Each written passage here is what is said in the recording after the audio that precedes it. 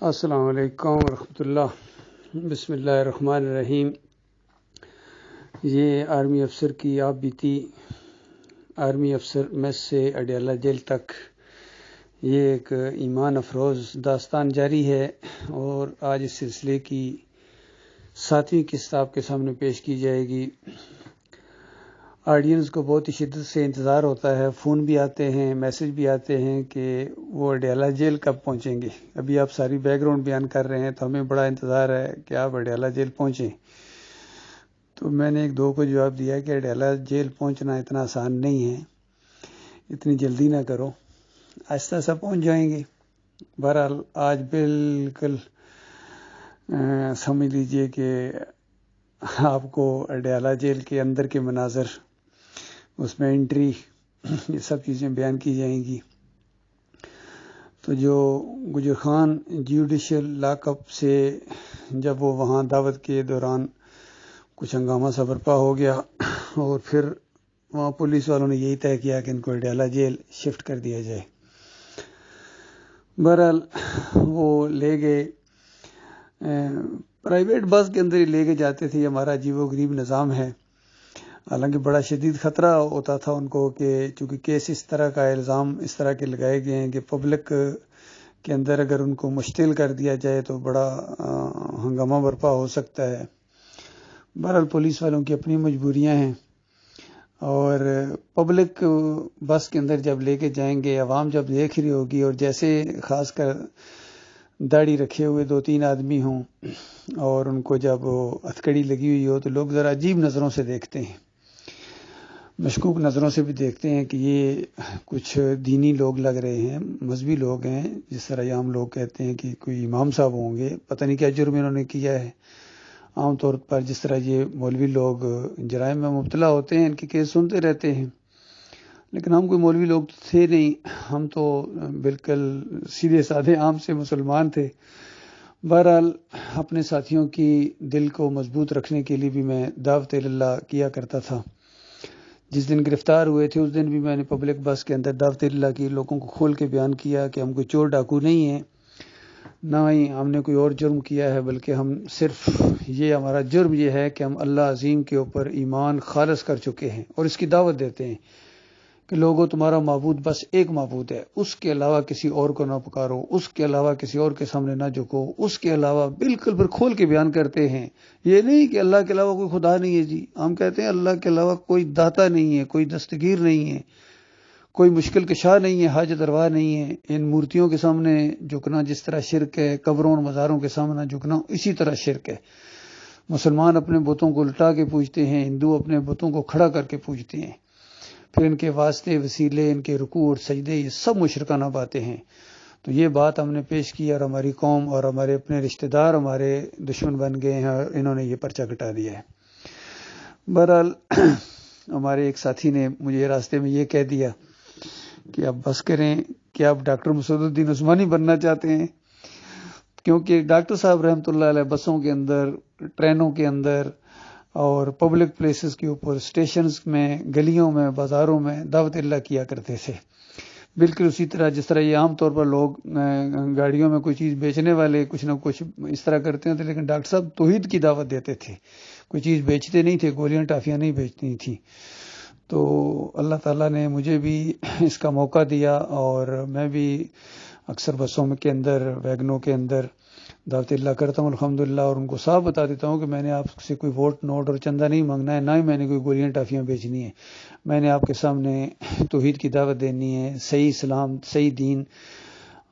جو قرآن اور حدیث کے اندر ہے وہ میں نے آپ کے سامنے پیش کرنا ہے، اور آپ کی ساری مصیبتوں کا جو حل ہے وہ پیش کرنا ہے، اور ساری مصیبتوں کی جو وجوہات ہے جس کی وجہ سے آج یہ قوم مشکلوں کے اندر پھنسی ہوئی ہے وہ آپ کے سامنے پیش کرنا ہے۔ تو اس انداز سے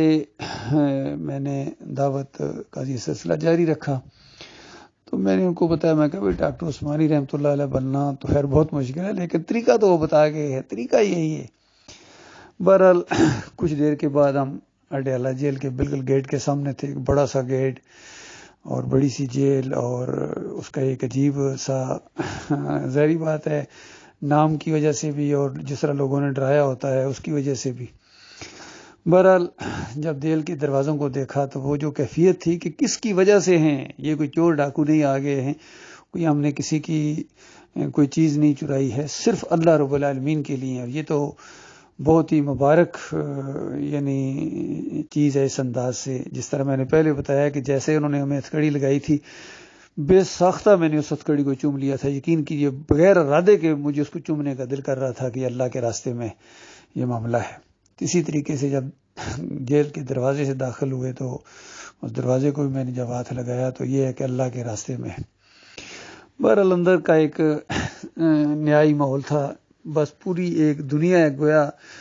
جیل سمجھ لیجئے کہ ملک کے اندر ایک چھوٹا سا ملک ہوتا ہے، ایک سلطنت ہے، اس کے اپنے قوانین ہیں، اس کا اپنا ماحول ہے، اور پوری طرح محسوس ہوتا ہے کہ یہ ایک الگ دنیا ہے. اور میں یہ سمجھتا ہوں کہ ایک بہت بڑی درسگاہ ہے، اور ہر طرح کے لوگ وہ وہاں موجود ہوتے ہیں. جو وہاں سبق سیکھنا چاہیں وہ سبق بھی سیکھ سکتے ہیں، اور جو وہاں بگڑنا چاہیں وہ مزید بھی بگڑ سکتے ہیں، کیونکہ مزید جرائم پیشہ لوگوں کے ساتھ ان کے رابطے ہو جاتے ہیں. اور جو سدھرنا چاہیں، تعلیم یعنی تربیت ان کے لیے اگر پازیٹیولی سوچیں تو گویا ایک بہت بڑا سبق ہوتا ہے کہ دیکھو یہ دنیاوی لحاظ سے حالانکہ جیل ہے اور اپنے ملک کی ہے، اپنے لوگ ہیں، پھر بھی اس کا یہ منظر ہے.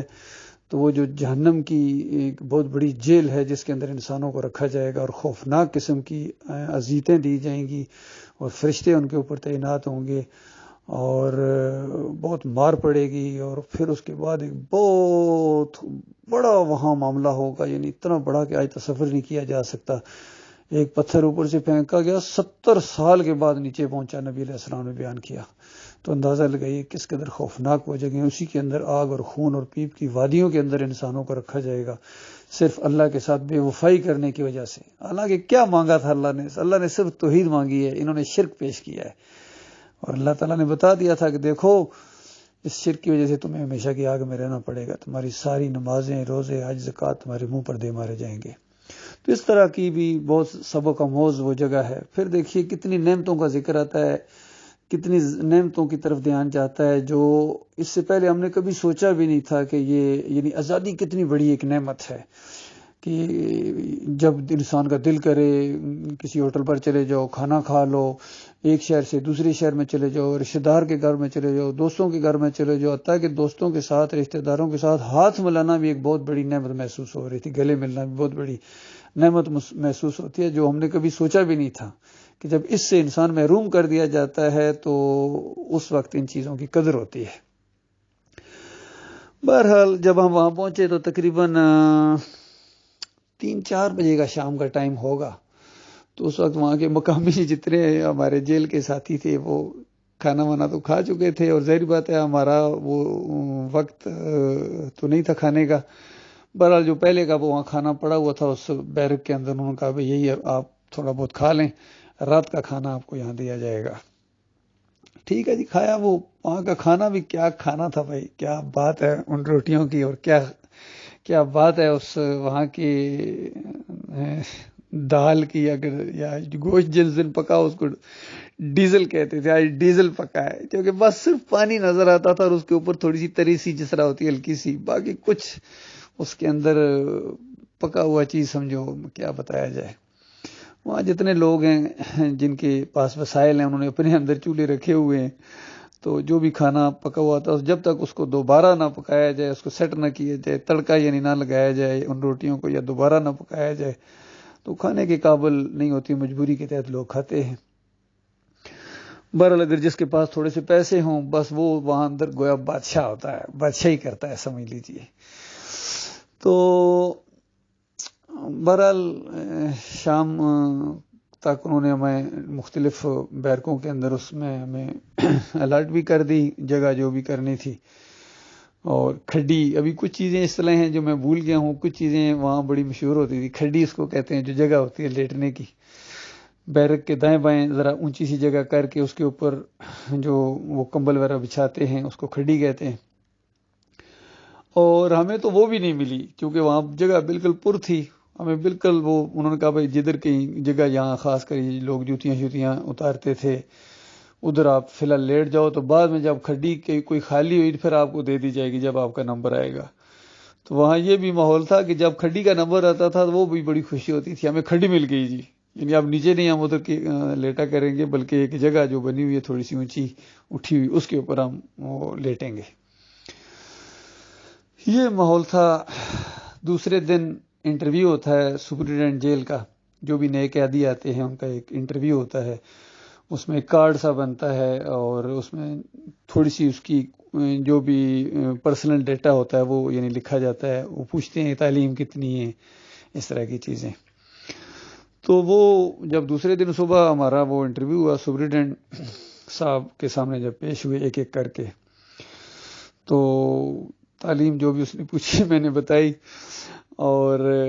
کہتے ہیں کہ کلمے کتنے آتے، کہ کلمے بھی پوچھتے تھے، کسی کو ایک کسی کو دو، جس طرح بھی انہوں نے لوگوں نے بنائے ہوئے ہیں مولویوں نے، حالانکہ اسلام کا کلمہ تو ایک ہی ہے، لا الہ الا اللہ محمد رسول اللہ، کلمۃ واحدہ، نبی علیہ السلام کہا کرتے ایک کلمہ ہے، یہ تم مجھے دے دو،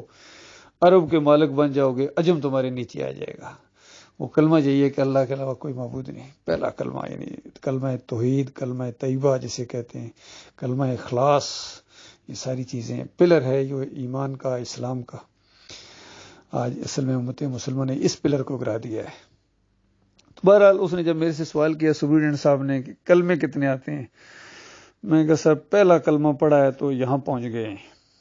تو وہ چونکہ بڑے سمجھدار لوگ ہوتے ہیں، تیز لوگ ہوتے ہیں، ایک دم انہوں نے اوپر آنکھیں اٹھا کے میری طرف سے دیکھا، ہلکی سی مسکراہٹ، اور ساتھ ہی کہتے ہیں کہ اب یہاں آرام سے رہنا۔ میں کہا فکر نہ کریں۔ تو اس کے بعد وہ جو بھی مزید جو ایک دو چیزیں لکھنی تھی انہوں نے لکھی۔ میں نے اپنے اس چیز کو ذرا نہیں بتایا کہ میں آرمی افسر ہوں، کیونکہ آرمی افسر اگر میں بتا دیتا تو وہ ظاہری بات آرمی افسر کو ایک کلاس دیتے ہیں وہاں، مجھے اپنے ساتھیوں سے ذرا علیحدہ کر دیا جاتا، تو اس طرح ان کے اوپر تھوڑی سی یعنی گراں گزرتی ہے بات، چونکہ ان چیزوں کو نہیں وہ عام دوسرے لوگ نہیں سمجھتے ہیں، تو میں نے ان کے ساتھ ہی رہنا، جو سی کلاس ہوتی ہے اسی کے ساتھ رہنا میں نے مناسب سمجھا۔ تو اس طرح ہم اڈیالہ جیل کے اندر پہنچے بھائی، اور واقعی وہاں کافی بڑی تعداد میں لوگ تھے، اور وہاں بھی آہستہ آہستہ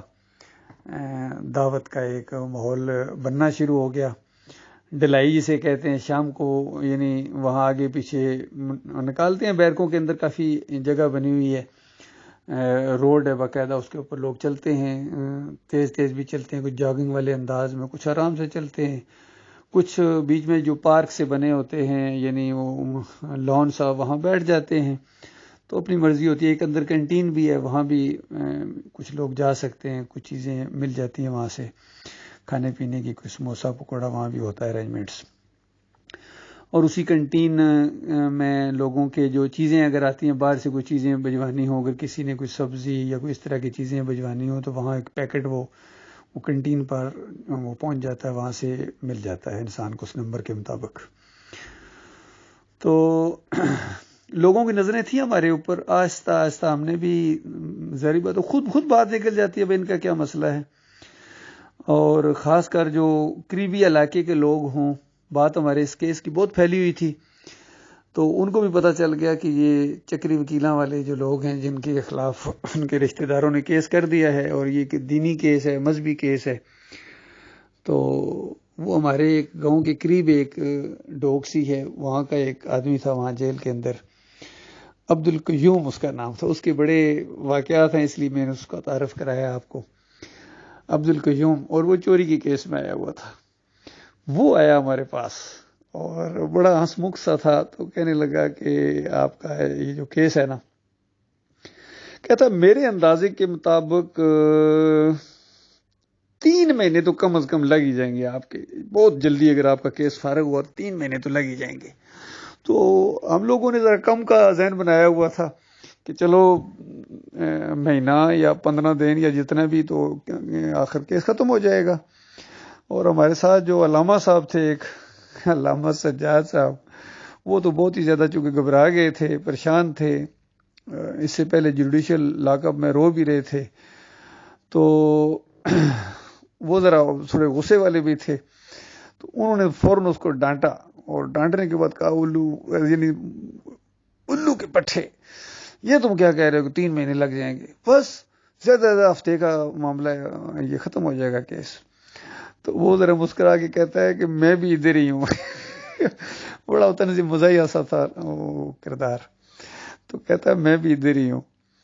تو واقعی اس کا ایک اندازہ تھا، اس کا بلکہ تجربہ تھا، اور کافی واقعی کیس ادھر ادھر کی باتیں سنتا تھا تو ایسا لگتا تھا کہ آدھا وکیل ہے اور اچھے خاصے اصول قوانین کافی وہ جانتا تھا، اور وہ عادی مجرم تھا ویسے بھی۔ تو بعد میں واقعی اس کی بات، یہ اس کا اندازہ سچا ہی ثابت ہوا۔ اس نے 3 مہینے کہا تھا تو ہمیں اندر تقریباً 2 مہینے اور 21 دن رہنا پڑا۔ تو اس کے اندر جو مزید واقعات ہیں وہ بہت ہی ایمان افروز ہیں اور دلچسپ ہیں۔ انشاءاللہ یہ واقعات میں آپ کو بیان کروں گا انشاءاللہ اگلی قسط کے اندر۔ یہ 7ویں قسط ہے، 8ویں قسط کے اندر انشاءاللہ میں وہ سارے واقعات بیان کروں گا، اور اس کے ساتھ ہی مجھے امید ہے یہ 10 قسطیں ہوں گی، تو یہ ایک سٹوری کی شکل میں واقعات آپ کے سامنے آئیں گے انشاءاللہ، اور بہت ہی ایمان افروز ہیں، بہت ہی زیادہ دلچسپ ہیں، اور قوم کے لیے اس میں ایک بڑا سبق ہے، ہمارے فوجی بھائیوں کے لیے بھی،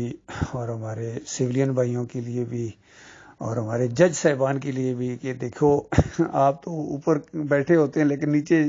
جیلوں کے اندر کیا کچھ ہو رہا ہوتا ہے، اور کس طرح کے لوگ وہاں، کس طرح مجبور لوگ بھی ہوتے ہیں، اور کیسے کیسے کیس ہوتے ہیں،